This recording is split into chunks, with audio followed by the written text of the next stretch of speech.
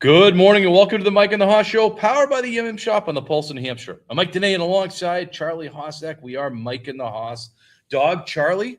Good morning. Sox are rolling. The Sox are rolling and, rolling right into the All-Star break. And, they're pretty high right now, We which were is talking, great. if they could, pull off, the Saturday and Sunday game, which they're going to be on the Pulse in New Hampshire today. Yeah. 4:10 first pitch, 3:10 pregame. They're within a hand shot of Wild card, the wild card. that's exciting. Because I think just a week ago I'd already written them off. Well, they've picked up like 7 or 8 games on the Yankees in the last 2 weeks. Yeah, the Yankees are going in the right direction for a Red Sox fan, which is we're gonna talk about it. We're gonna talk about the Red Sox in maybe a little bit more of a positive light than we have been. Yeah, which is nice because I want to do that, and we always talk about we want the Red Sox to be relevant come the middle to end of summer, heading into the fall. We also have a game today, sort of a game. Yeah, it's sort of a game. It's more of a, we had talked on overtime last week. We had talked about a lot of things, but one of the things we had talked about is if the best athletes in the world played soccer, would the United States have a better soccer team? Yeah, and we'll dig into it. Dig into that. But we're going to continue our conversation about that we did on overtime with Mike and the Haas about the development programs for the United US States soccer relative versus to Europe. what's going on in Europe and stuff. And I have a few points which is great, which I didn't have last time that I just want to address as well, which will be good. But it's awesome. I mean, it's summer, Mike. Looking at kind of the extended forecasts, over the next week or two, at least in our area here in the Lakes region, just looks like sun.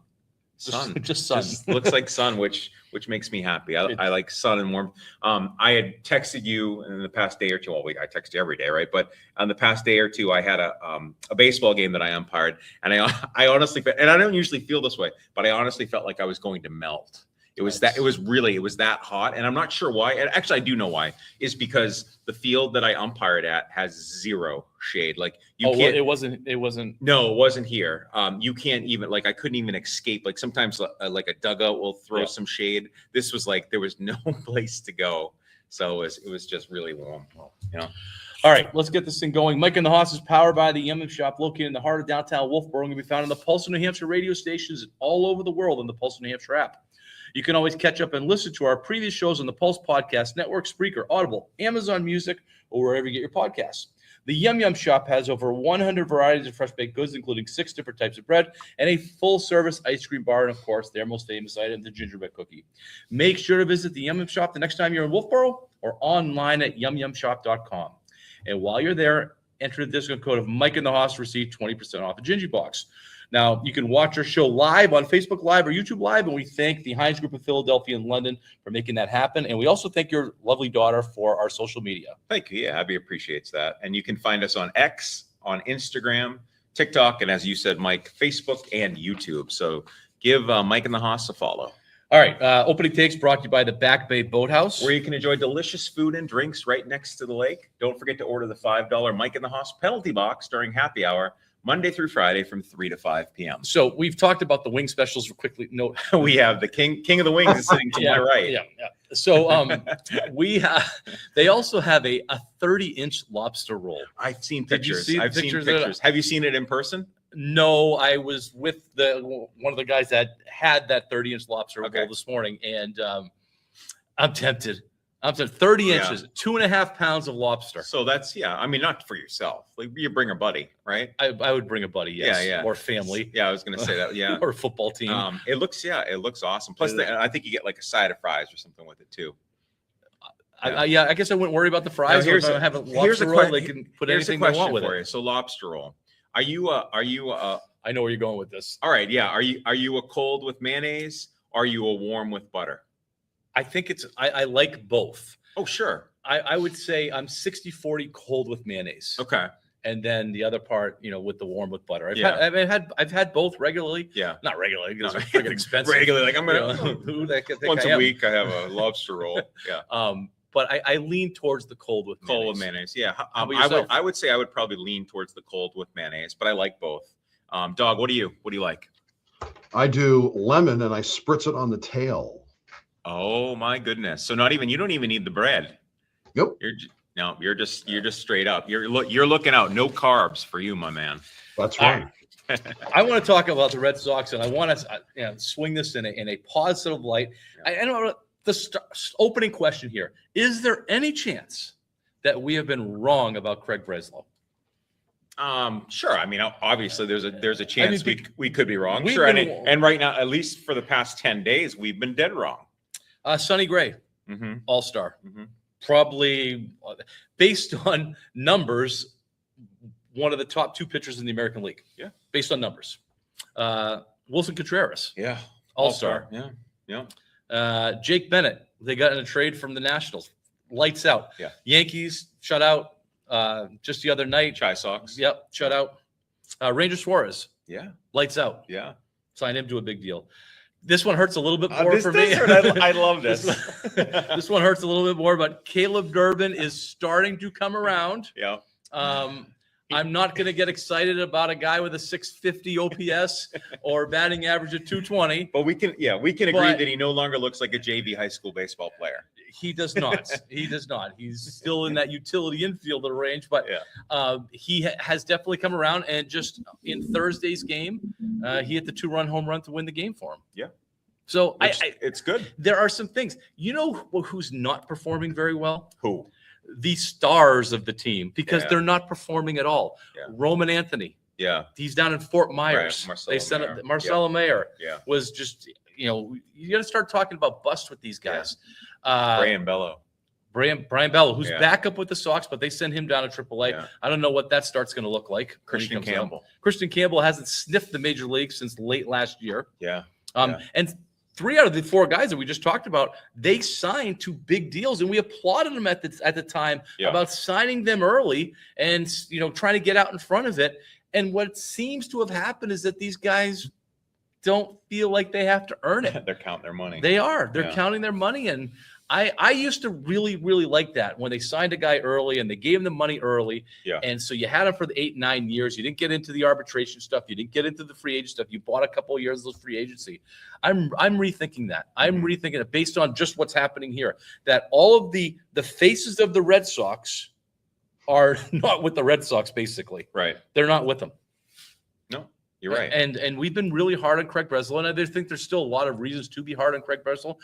Their offense still really kind of sucks, but the makeup of this team, which I look as unintentional. Mhm. I don't look this as Yeah, it wasn't Breslow saying designed that this we'll put way. this- Yeah. but they've become this gritty kind of dive to first base group, we'll call them. Mhm. They all want to dive to first base, and you never see that, but it just shows that they want it a little bit more, Yep. and they're winning. And you know what happens with winning? You get a little momentum, I you was start gonna say, believing you in got yourself. momentum, the clubhouse, starts feeling good about themselves. The fans, us, start feeling good about it. So let me ask you a question. Roman Anthony, he miraculously heals down in Fort Myers all of a sudden. Yeah. Marcelo Mayer, he gets healthy. Do you put him back in? Do you bring him back in, or do you ride this out with what you got? Yeah, we've had these conversations before, and it's like, I think we would love to ride it out with what we've got. And you'd be like, no, you're going to have to earn your way back into the starting lineup. If these guys struggle, then we'll put you in. But these guys are big money, and fans that are maybe not as into baseball as the 3 of us are would be like, no, we want to see Roman Anthony out there. We want to see these big name stars with my air quotes out there, so that we don't want to see who we keep rolling out night after night. Would you rather see them win or watch the stars? I would rather see them win, Mike. I know. That might be the difference between me and some other fans, where they might just be going to see the stars, Yeah, the Pink I Hats. understand. But and this could be just a typical run, that happens in baseball. They Sure. go up, they go down. Yeah. It could be one of those things. I mean, 2 weeks from now, we could talk about an 11-game I losing mean, streak. they're still 5 or 6 games below 500. Yeah. 4 or 5 games below 500. Yeah. But they're have become relevant this week, Mhm. and that's all we ever asked for with the Right. Sox is just be relevant. And they've become a little relevant. It helps when you sweep the Yankees. It helps when you sweep the Angels. Yeah. It helps when you sweep the White Sox. Yeah. It's great because, going into the All-Star break, it's really good because for New England, for Red Sox fans, it's like, hey, we get something really positive to talk about. And you get a little break, and people are like, you know what? All right, they're on their way back. They're making a comeback, and they're relevant again. I think that's a good thing. I think it's a good thing too. We got time. Let's do yours. All right. World Cup, guys. So we had talked a lot about FIFA and World Cup ticket prices. And I know that the three of us have been following the World Cup and enjoying some soccer, and the stars that are playing for different countries have come out, and it's pretty exciting to see. I mean, I think one of the biggest stars, besides Messi, would be Mbappe with France, and that's exciting. But here's the interesting thing: is the World Cup ticket price collapse. So it's down 60%. I still don't think it's affordable for the three of us to go to a game, but they've dropped 60%, and they're blaming it on the US being eliminated and primarily Mexico being eliminated. And I guess you could probably throw Canada in there as well. So if you look at kind of North America, is being kind of eliminated, that the tickets have collapsed. People no longer have an interest. So you're seeing the aftermarket where, and I actually looked at this today at one of the aftermarket sites where the price last week for a seat for the quarterfinals was $4,000. It was down to $1,800. All right. So you're seeing a significant drop, which I kind of find interesting. And it's almost, I dare I say this, is it like, well, the US is no longer in it.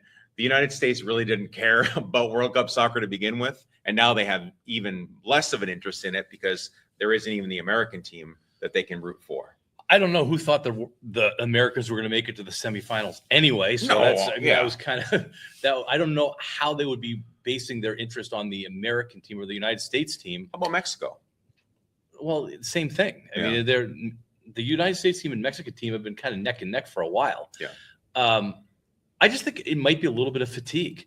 The World Cup's been going on now for the better part of a month. Yeah. And it doesn't end until July 19th. And there's some good things. A lot of the stars are still there. Yeah, which is exciting. Haaland is still there. Mbappe is still there. Messi is still there. Yeah. Ronaldo's out. So, I guess that's one that's out. But I have trouble believing that it was the United States team that was driving those ticket prices. Yeah, I was just saying that based on the couple articles that I read, it said that. But you're right. I don't think it could. Maybe it's because it's who are the fans that are going to these games, though. Now, certainly you do have a lot of Europeans that are coming, but you don't have that many Europeans that are coming to watch these games. It's driven primarily for people that live in the United States. It could also be that somebody bought a ticket for $5,000 and they're like holding on to that ticket and it's like, geez, I can make some money off of this thing. Yeah. And that the market people start turning back the money. It's like, I want to go to this game, but maybe not at the amount that I wanted to go at. So I'm going to try and sell this ticket. Yeah, it definitely could be. Here's the other piece of it. July 19th, we said, is the World Cup final game. I'm not using their silly names. The game is at MetLife Stadium in East Rutherford, New Jersey. And a lot of the fans, it was kind of cool. It was like one of this man on the street interview of people that are actually have tickets to go and see this. And they're like, what are you most excited about? Not one of them said anything about soccer. Nobody cared. They're excited about Justin Bieber, Madonna, BTS, Shakira, Coldplay, PS22 Chorus, Burner Boy. They're excited about the halftime show, the music. Yeah. They don't really even care about soccer. I was like, oh my gosh. It was kind of funny, like listening to this. You're going to the World Cup final. You have tickets to see this.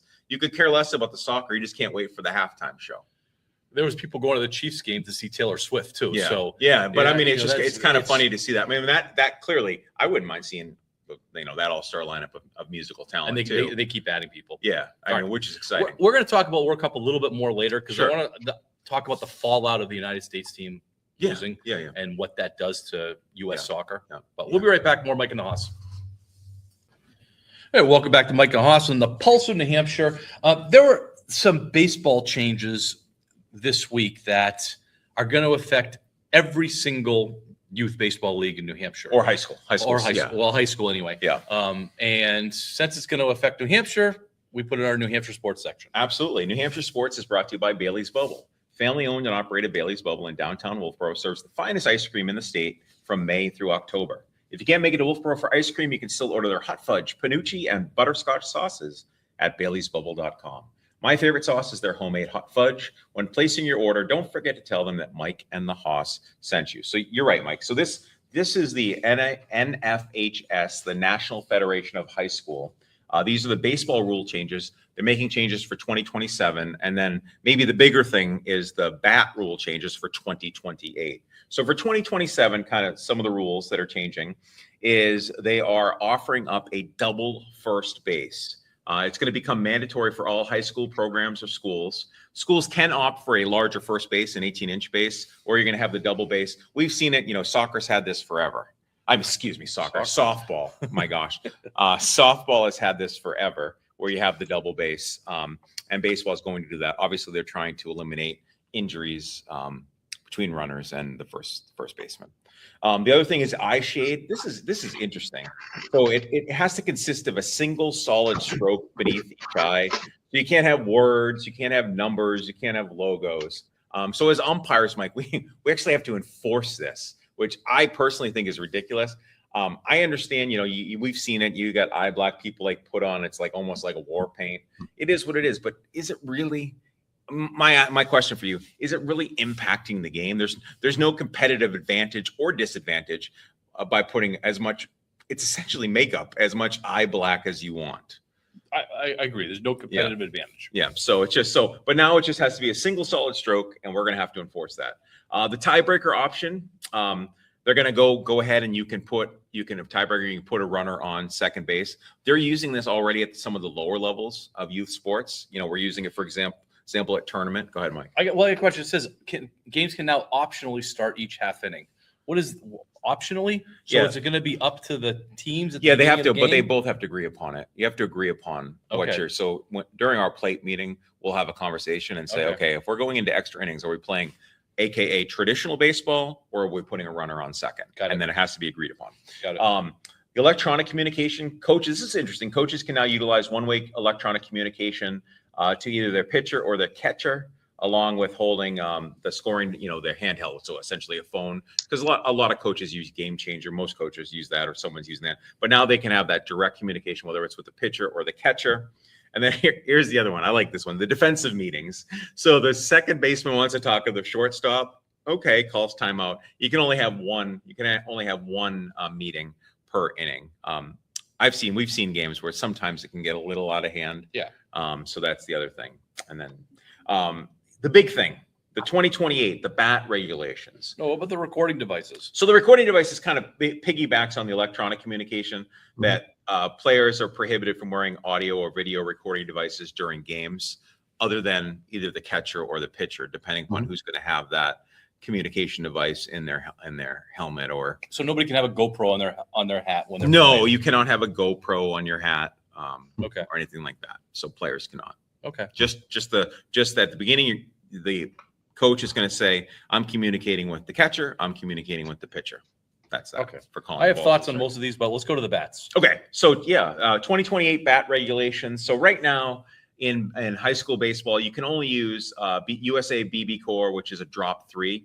The NFHS has approved the use of drop 4, drop 5, and drop 6 weight bats for varsity play. So essentially, people that don't know what drop is if you have a bat, for example, let's use a 34-inch bat, which is kind of a big bat, and you had a drop 6, you would do 34 minus 6, you'd get 28. So the 34-inch bat would weigh 28 ounces. Yes. So it's inches and ounces, and that's what it is. Which when you have a lighter bat, you increase bat speed. Correct. I'm not a big physics guy, but I do understand this. Bat speed is one of the biggest, I guess, the biggest factors in exit velocity. So the fast, one of them. yeah, it's even bigger than mass. It is bigger than Yes. So so if you have a lighter bat and you are swinging it with a faster bat speed, you are having a significantly higher exit velocity. And they say that it's linear, so that it's almost 1 to 1.5 seconds faster with the swing with a faster bat speed. So I guess the concern is that well, I'll forget about the concern for a second. I want to talk a little bit about the benefit. So the benefit, and you see this. So when a kid turns 13 years old, so when they leave, their Cal Ripken or their Little League, and they come up to middle school, they're required to have a drop 3 bat, BB Core drop 3. Used to. They have not. That has not been enforced for a long time. It hasn't been enforced, but that's what it's supposed to be. Yes. So a kid is moving up to the bigger field, moving up to the 90-foot field, and they're now swinging essentially a drop 3 bat, which is certainly a lot heavier. And these kids aren't, the argument is they're not strong enough yet because they're 13, 14 years old. Yeah. So in high school, you're thinking about, I think about this, and we'll call this, kids 6'4", 240, a center fielder can now use a drop 6 bat if he wants to and have unbelievable bat speed. I do have some concerns with that. Well, there's a safety concern with this, and Yeah. one of the reasons why BB-Core, the coefficient of exit coefficient, whatever they call it, which is just a mathematical algorithm, and they assign a number to a bat on how much bounce the bat has, the ball has off the bat. Yes, And it was all about the safety of the pitchers. correct. It was about the safety for the pitchers, that they didn't want balls coming back at the pitchers so fast that they Couldn't react. And it seems like they're going backwards, It does. because now by having the faster bats, you're going to increase your bat speed. Therefore, to your point, increase the exit velocity. Right. And the pitchers are now back to where they were before the BB-Core rules came about. I'm going to make a prediction. 2029 rule changes. Pitchers are going to have to wear face masks and helmets like they do in softball. I mean, it's crazy. So I'm not sure. I mean, I guess I don't want to say this. I'm not sure why they're doing this. I think I know why they're doing this. It's all about the money. It's all about, USA Bats are like, hey, we're going to be able to sell more bats, different bats. And I get it. If you're a 5'4", 120-pound freshman that plays second base, all right, maybe using a drop 5 or 6 bat is not a big deal. But I have a concern, like I said before, with the 6'4" kid that's 240, that's a senior. I don't think this is necessary. Somebody who coached middle school for 20 years. Yeah. I don't think that this is necessary because they make a drop 3, a 31-28. Yep. And even though kids were resistant the first couple days for using it, they adapted to it. They did. They adapted to it. And I think they were better for it in the long run because they weren't relying on their little league bat. Their little league bat, right. That their grandparents got them, and there was drop 11s and stuff like that. Yeah. Because they would all show up at the tryouts and stuff like that with these drop 11s. And I say, no, we got to, we're moving to, it's a big field. We moved to a big boy bat. Yes. And it's, again, they were developing strength. As long as they weren't developing bad habits in the swing, it was happening. I think you're probably going to see your example, the 6'4" guy swinging the drop 6, drop 7. Yeah. That's going to develop more bad habits. It's like a wiffle ball bat for them. It is for them. Yeah. Another take on this is that this is, being pushed by the almighty dollar, but the other push is it's being pushed by parents, where little Jimmy that used to just hit bombs in Little League and all this is now using a drop 3 bat and can barely get it out of the infield. And so, no, we want to be able to let little Jimmy hit the ball farther. I had to deal with parents all the time. And with this at the beginning of the year, and it was easy. I had a lot of cover because those were the rules. Yeah. That you had to use a drop 3. But the parents were insistent that the bat that they got for Christmas, that they should be able to use it. And but they just spent $500. And it used to, it used to say USA certified. Yes. That was the that thing was that what, threw everybody off, and you needed the BB-Core certified to be on it. Correct. I don't think this is a great idea. I personally think that we should all be going back to wood. Yeah. Anyway, you're a traditionalist. I really do. I think that if you play at the high school level, and hitting with a wooden bat, because of the reaction from a wooden bat and the feedback you get from a wooden bat, you became a better hitter. Yeah. Because you had to hit the ball on the sweet spot. Yeah. You don't want to hit the label. Exactly. Yeah. And so what we're giving these little league parents and these now it's going to be high school parents, this false sense of hope that they're better than they are because they're swinging this jacked up aluminum bat. Right. Or graphite bat or whatever, the composite bats, whatever they have. And that's not making them a better hitter. Why can't Jimmy hit it out of the infields with the wooden bat? Well, he hits everything off the handle. Right. He's not hitting it off the barrel. So this kind of actually we're oh my God, we're way over. This kind of gets into what we were talking about with the AAU stuff. Yes. Versus what's going on in Europe. And so we're going to take a break and we'll come back and let's talk about that. Okay. Because I think it ties in well. Sounds good. All right, we'll be right back.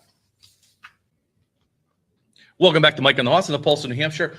Continuing our conversation because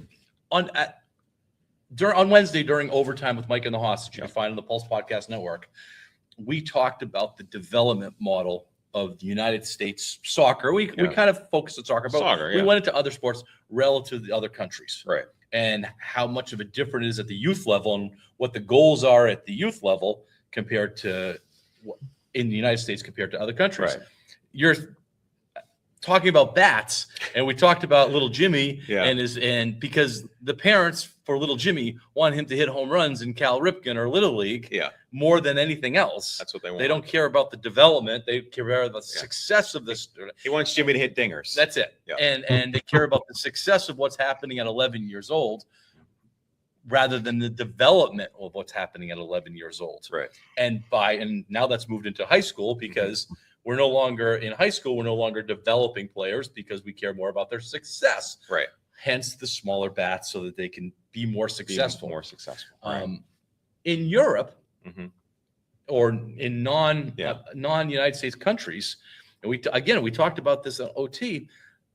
The priority is development. It's not success at an early age. Right. And we're seeing that. And so what we angled with was that in the United States, the customer is the parent for an AAU program, everything like that, because the parents are writing these 4 and 5 figure checks to these organizations. And so that's who the organizations are trying to sell to.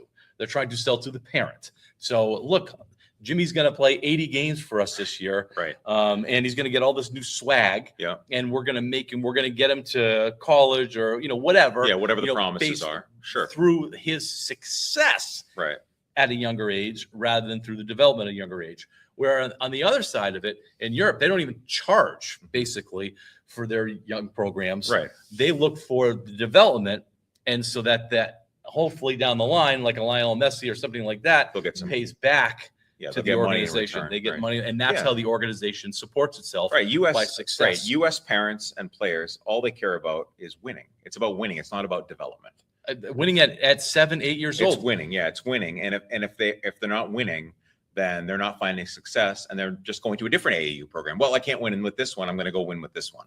You could your best AAU program might be the one that doesn't win at all. Yeah, because you're they're developing players. And that's Dog. You want to jump in?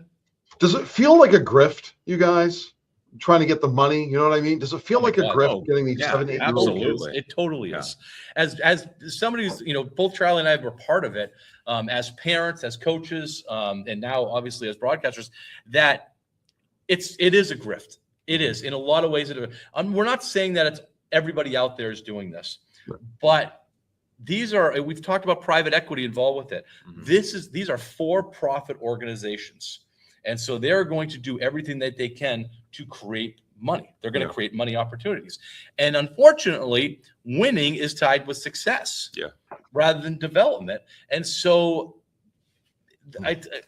somebody goes to a tournament and they look across the field and they say, wow, that team's winning. But they're all bigger and stronger kids. Right. They're not necessarily more developed in terms of their skill or their intellect about the game. Correct. And you can do this at any sport. And I just like that European model is saying, no, we care about the development. They don't even play games in a lot of European countries. Yeah. They don't play games, hockey, soccer, whatever, until they're 11 or 12 years old. Yeah. And even then, the games are within their organization. Right. They're not traveling, thousands of miles to go to a tournament to play a team that's 60 miles away from exactly, or sometimes next door. Yeah, or and having parents, spend money on hotels and food and all the travel. Yeah. It's crazy. Some other things, if we're talking specifically about soccer that we were talking about, is that soccer it's not the choice for a lot of American families, in the sense, I don't mean like we don't want little Jimmy to play soccer, but think about it, Mike. We live in a culture where on Thanksgiving, you're not going in the backyard to kick a soccer ball around. You're going to go throw the football around. I mean, we are more of a society in America is hyper focused on the NFL, on football, whether it's college football, professional football, on the NBA, on basketball. Like those are the things that the American psyche kind of is focused on. Yes, but I'll push back. I think that soccer is something that parents put their kids into. I'll bet you the numbers are relatively equal, and we could pull them. Are relatively equal in terms of parents putting their kids into soccer compared to football or Yeah. it's other comparable I'll sports. I'll push back a little bit. I don't disagree with that, but how about this? If you were to take a high school soccer team, which maybe I did in the past, and ask them what sport they would prefer to watch and who do they root for, what do they cheer for? There's no interest in soccer. They're not going to go watch a soccer game. They want to cheer for the New England Patriots. They want to cheer for the Boston Celtics. Those are the athletes they look up to and are excited about, not soccer. I agree, but soccer's not necessarily the greatest sport to watch, on TV compared to Sure. football. I mean, I've been enjoying it. The World Cup, I've been enjoying it too. I've Yeah. been enjoying it because of what's at stake. Yeah. And the passion that you're getting from the fans and stuff like And that. the level of talent. But if I had to watch a game, if you had your 4 sports or 5 sports there, Yeah. soccer's not generally going to be at the top for most people. Probably That not. doesn't mean they're not playing though. It doesn't mean, and I know that. Yeah, no, I don't. I agree. I don't argue that. You're right. There's you can go down and see every little kid play soccer, Right. at some point in their life. Keep going. The other thing, how about the because of the competition at an early age, you got parents and you got coaches and sometimes even other kids screaming at referees, screaming at other parents, creating this high anxiety, this burnout because it's all or nothing. We got to win, win, win, win. And if we're not winning, it's not little Jimmy's fault. It's the coach's fault. It's the program's fault. It's the referee's fault. It's the other parent's fault. And you create this situation where these kids before they even turn 13 or 14 are like, Mom and Dad, I don't want to play anymore. This is awful. So that's not a soccer centric question. No. That's just a general. This is way a terrible experience for This them. is the way that Americans take care of their youth sports. Correct. And if you're on social media at all, you'll see the arguments between umpires, coaches, and so on. And Yeah. some of these are 7-year-old games. It's crazy. That coaches Yeah. are going ballistic on umpires Yeah. for a 7-year-old game. And then you see these 7-year-olds and they're completely outfitted in every single piece of swag All that the you can swag, imagine. and the sliding To gloves. your point, Yeah. dog, the grift. Yeah. It's the grift. Yeah. How about the fact that in the United States too, that the top soccer players in the United States, their goal isn't to play professionally. Their goal is maybe get a scholarship and go to college and get an education. So it's kind of a different mindset maybe than Europe. Like we're not trying to play professionally. We're trying to maybe get a scholarship to Stanford or, pick a soccer school or something. Well, do you know what Europe doesn't have? Sports in their schools. Yeah. They're not Right. part of the school culture. The sports are independent clubs that happen separate from the school. Yes. School is for school. Sports is for sports. Yeah. It's just a very, very Yeah. different mentality that happens in Europe. Yeah. So your top players in the U.S. are looking, maybe I can play at the next level in college. Yeah. So yeah, it's a different model, and I dare I say I will. I prefer the European model. I prefer that model as far as development. And we've talked about this, Mike. I mean, even when we coached, we talked about you don't run a practice so that you can end up scrimmaging. We don't. It's silly. You run a practice and you run stations and you do skill development. That's what the important piece is. Long story short, Yeah. when I was still coaching soccer, we were in Italy. I didn't bring my soccer team to Italy. My family went to Italy. Yes. And we were, it was like Florence or something like that. And we were on some sort of a tour bus, and there was a little dirt. It wasn't a field. It was just like a patch of dirt. Yeah. And there was a bunch of kids out there playing soccer in barefoot. Mm-hmm. And I was like, these kids were like 9, 10 years old, and they were playing in barefoot. And they were filthy. It was like kind of like a sandlot kind of thing. Yeah. But what they were doing was they were kicking the ball appropriately because they had bare feet. They couldn't toe the ball. Couldn't toe the ball. And so I came back here. I said, I'm going to bring this back to my middle school team. Yeah. And so I had the kids take off their shoes. Yeah. And we played on the grass barefoot. Yeah. And I got so much heat from the parents. That little Jimmy's got these new cleats and he can't wear them for you. Or $200 and cleats. honestly, our athletic trainer was kind of struggling with allowing me to do it. Yeah. Because he thought that there was going to be more of a chance of injury. Somebody's going to break a toe, stub a toe, something like that. But it goes back to the development Mhm. that if I would have been allowed to do this for the entire year where we practiced in bare feet, I think developmentally it would have been better for the players. Yeah. But American culture did not allow that because yeah. of the shoes, because of the injury, because the kids are not taught to kick the ball correctly. There's no development. And there's no development. Yeah. Agreed. All right. Anything else on that, or you want to? No, I feel good about that. One of the things that we're going to be doing is we're just going to, and I think we talked about the argument. The argument is if you took your best athletes in the world and put them on the World Cup soccer team, would the World Cup soccer team in the United States do better? And I think we're all in agreement. No, No, they wouldn't. They wouldn't do that. But we're gonna have a little fun. We're gonna take a look at some professional athletes that are currently obviously playing, and we're gonna say that if they didn't play that specific sport, what other sport could they play at a high level, if not professionally? And we're not going to have time for this today, but I do want to talk about, on Monday, the American team lost. Yeah. And they lost in a very horrible fashion. And there was a lot of attention put on this game because of the red card, because of the reinstatement of the player, Sure. because of the president getting involved with that reinstatement. Yeah. And I want to talk, and we're not going to do it this week. We talk about it next week because we still have a couple more weeks of soccer. Yeah. If this set the United States program back, right, that game on Monday and all the buildup, if that set United States soccer back, right, because of the negative atmosphere that it was around. Yeah, I mean, and we'll get into it, but it definitely left a taste in my mouth, saying that, you know what, the U.S. is not ready to play at the national level, at the or the world, not national, the world level, the world level. You could argue that they're not even close. You right, really could argue that. Right. So, yeah. All right, we're gonna play a kind of a game when we come back. More Mike and the Hoss. Welcome back to the fourth and final segment of Mike and the Hoss, and we are this segment plus overtime with Mike and the Hoss is exclusively brought to us by Maine Love Water. Maine Love Water and seltzers are sourced from pristine Maine waters, delivering a crisp, refreshing taste in every can. Next time you reach for canned water or seltzer, choose Maine Love. Thank you, Maine Love. All right, we're gonna play. I don't want to call it a game, but we're gonna do. I named it. It says the Hoss asks Mike and Dog, what if? So this is the what if. This is kind of a make believe, and I'm gonna name some athletes. You are gonna tell me what sport they could play other than their current sport at a professional level, Olympic level, at a high level. All right, are you guys ready? Are you guys ready for this? Okay. Ready. All right. So if they couldn't play their current sport, name another sport they could play and tell me why. That's the important part. Tell me why. First athlete is Patrick Mahomes. Patrick Mahomes plays in the NFL. What could he do? Patrick Mahomes could play baseball because his father played baseball and he was a successful baseball player. And so I'm going to say Patrick Mahomes, baseball. What are you saying, Dog? Baseball. He also played baseball at Texas Tech, and I believe he was drafted by the Detroit Tigers. So baseball's his sport. And I answered, and you got it right, guys. I said baseball. And the Okay. reason why I said baseball for Patrick Mahomes is he has elite arm strength. He has hand-eye coordination, quick reactions, and he was an outstanding high school baseball player. Gentlemen, we are all in agreement. I didn't know there was an answer key. Okay. Now I have I'm an answer key. I created one. I'm going to All dig right. in a little bit harder here. How about this one, guys? Aaron Judge. Aaron Judge plays in Major League Baseball. What other sport could he play?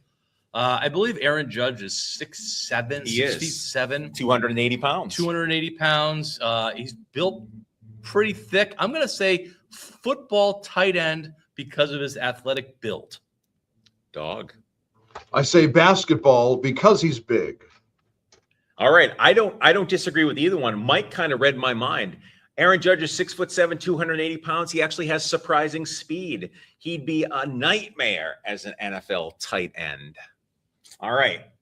And he could also be very good at basketball, Dog. I don't disagree. All right. How about this one?